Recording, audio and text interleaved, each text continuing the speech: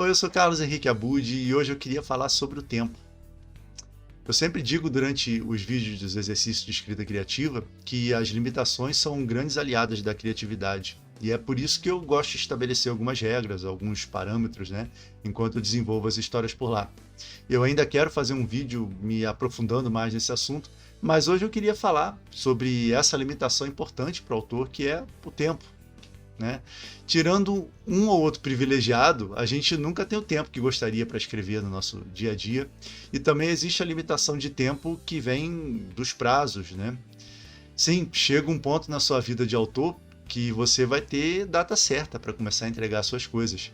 Seja para encaixar a produção da sua obra com o cronograma da sua editora, talvez você queira o livro pronto a tempo de algum evento, como a Bienal, por exemplo, né? Enfim, vai chegar uma hora da sua vida profissional que você não vai escrever quando você quer e nem vai entregar o seu material quando você quer para uma editora, né? É como dizem sobre os músicos, né? Que eles têm a vida inteira para fazer o primeiro álbum, mas tem um ano para entregar o segundo. Então a correria, de certa forma, vai fazer parte, nem que seja em certos momentos da sua carreira como escritor. E tá tudo certo. Tem muita coisa, eu acho, né? Que tem muita coisa que se não fosse a correria, não sairia nunca. Eu mesmo comecei a estabelecer certos prazos para mim antes de ter contato com a editora, antes de publicar, antes de acontecer qualquer coisa assim.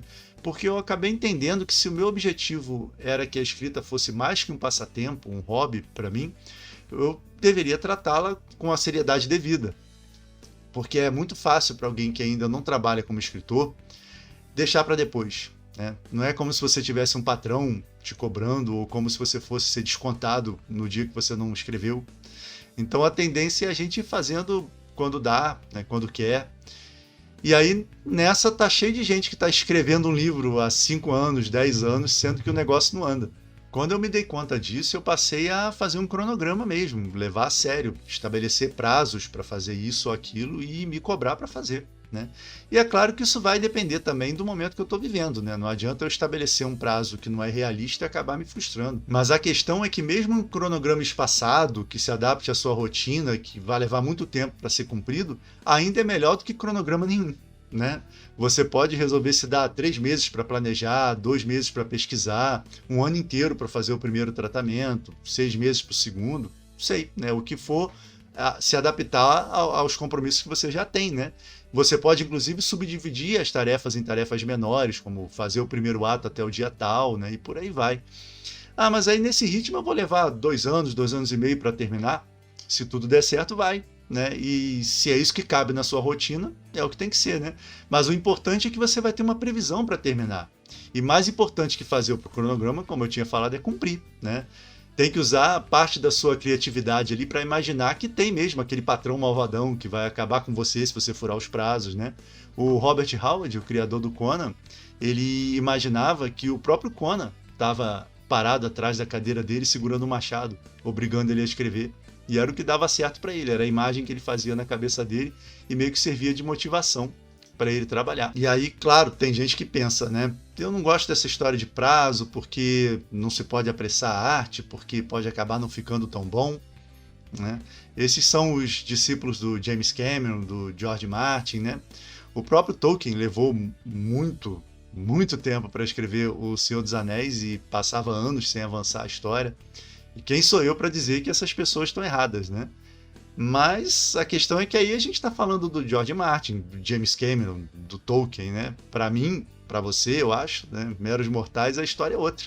E além do mais, quando a gente para estudar ali a produção de certas obras, sejam elas álbuns de música, filmes ou livros, a gente encontra um monte de exemplo de obras feitas em pouco tempo, na pressão, com pouco recurso, e que são espetaculares, né? Enquanto outras ficaram ali agarradas por anos e anos e acabaram sendo decepcionantes para o público, né? Reza a lenda que o primeiro álbum do Black Sabbath foi gravado em questão de horas, enquanto isso o Chinese Democracy do Guns N' Roses levou uns 15 anos, né, para ser lançado. Então, assim, ter tempo infinito, dinheiro infinito, recursos infinitos, nada disso é garantia de nada. Se eu for falar do tanto de filme, de game que sofre desse mesmo mal, eu não vou sair mais daqui, né?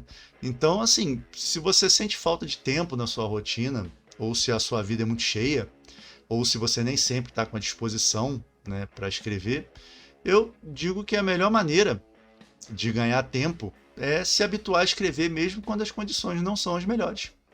Ou seja, tentar parar para escrever quando você não está afim de escrever, né? Do mesmo jeito que a gente ia para a escola sem estar afim, ou quando a gente vai trabalhar sem estar afim, né? Se a gente sacrifica o nosso tempo e a nossa vontade toda hora na vida, por que não fazer a mesma coisa pelo nosso projeto, né? Que a gente quer tanto terminar. Então, assim, se a sua história é realmente importante para você, eu acho válido fazer um esforço e tentar perder o medo de trabalhar no seu livro quando você estiver cansado, ou sem vontade, ou sem cabeça para isso. O pior que pode acontecer é ficar ruim. E aí, se ficar ruim, ou você descarta, ou melhor ainda, você guarda para rever depois, melhorar, retrabalhar, né, em outro momento.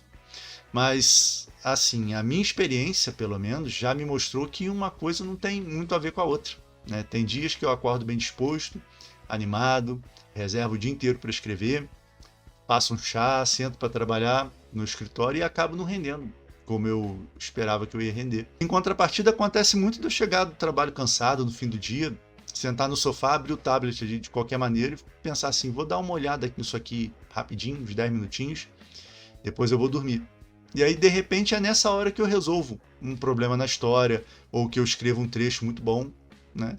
Então, não é raro esses 10 minutinhos também se transformarem em 1 hora ou mais, né? Isso acontece de vez em quando.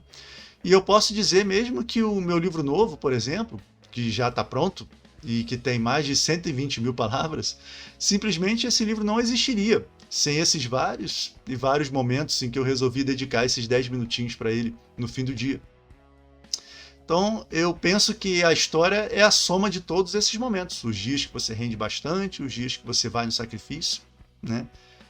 E por isso que, para mim, hoje em dia, não importa muito se eu estou animado, se eu estou inspirado, se eu estou bem disposto ou não, né? Porque eu acho que isso acaba não refletindo muito no produto final. O que eu vejo acontecer mesmo é o efeito oposto, né? A pressão para obedecer um prazo ou para terminar logo e descansar, que seja, né? Pode fazer com que você chegue em ideias e soluções que não viriam de outra forma. E é claro, como eu disse, nunca é demais frisar, né? Cada um tem o seu limite, né? E a história é importante, mas a saúde da gente é mais, né? Então não adianta ficar doente para terminar o livro, eu não estou falando aqui de extremos, né? Cada um sabe o tanto que pode se sacrificar e se dedicar aos seus projetos, mas, né, como eu falei, não dá para depender só daqueles momentos que está tudo ótimo, que não tem nenhum problema perturbando a gente, o sol está brilhando lá fora, os passarinhos cantando, porque esses momentos, pelo menos para mim, são raros. Enfim, eu espero que esse vídeo tenha ajudado você de alguma forma. Se você gosta de escrever, eu vou deixar aqui a playlist da temporada mais recente da nossa série de exercícios de escrita criativa. Era isso para o vídeo de hoje, abraços e até a próxima.